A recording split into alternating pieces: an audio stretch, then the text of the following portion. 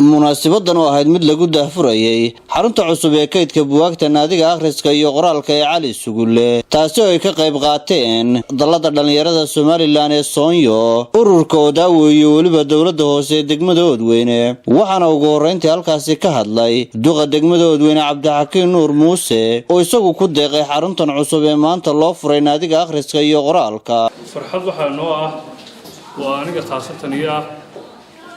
inaan maanta aan runtii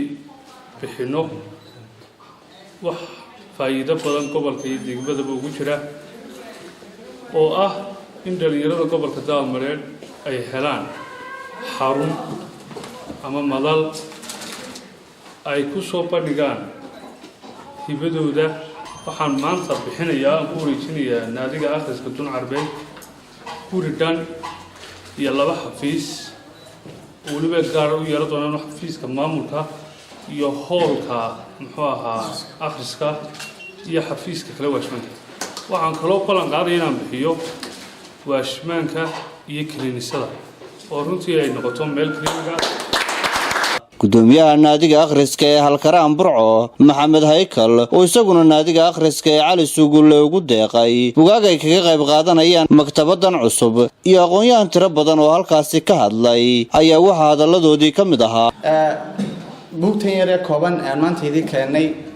wax halkaraan idinku tala gashay iyo waxaan idin ururinay labadaba isugu jiraan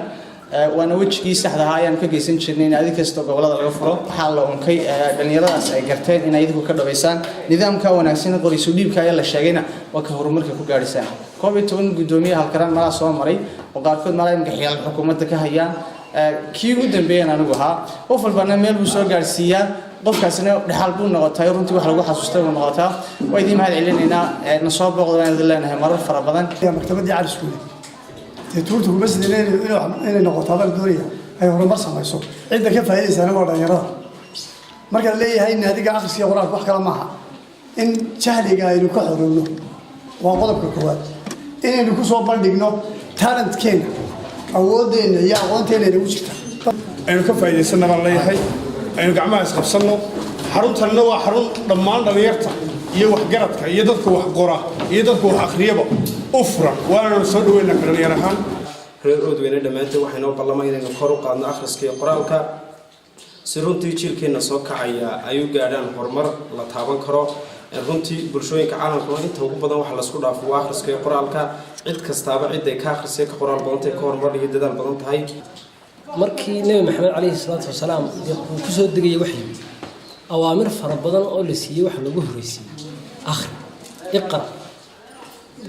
شنت آيات وهرية اقرأ باسم ربك الذي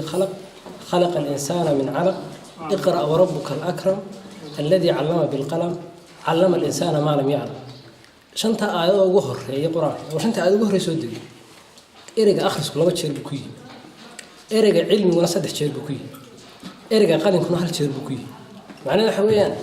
علمي يأخرس يقل ما وحس كذا ميدو gudoomiye ku-xigeenka gobolka Daadmareed Injineer Maxamed Cabdullaahi Cilmi oo gabagabadii hadalka soo xiray ayaa tilmaamay inay ka maamul ahaan gacan ka geysan doonaan naadiga akhriska iyo qoraalka waxa ka mahad celinaya guriga uu maayarku siiyay naadiga akhriska iyo qoraalka waayo marka la asaasay naadi way adag tahay laakiin marka lagu caawiyo gurigii waxay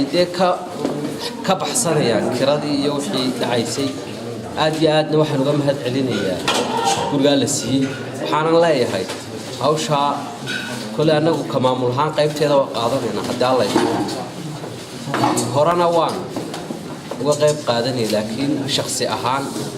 waa ka qayb qaadan doonaa sidii naadigaas u dhaqaaqi lahaa walibana loogu heli lahaa buug dheeri ugu dambeyntiina waxaa halkaasi shahaado sharafyo lagu guddoonsiiyey mas'uuliyiintii iyo xubnihii sida weyn uga qayb qaatay furitaanka xarunta cusub ee buugaagta loogu kaydin doono naadiga akhriska iyo qoraalka ee Cali Sugulle Dun Carbeed Muuse Salebaan Maxamed warbaahinta qaranka Soomaaliland magaalada Oodweyne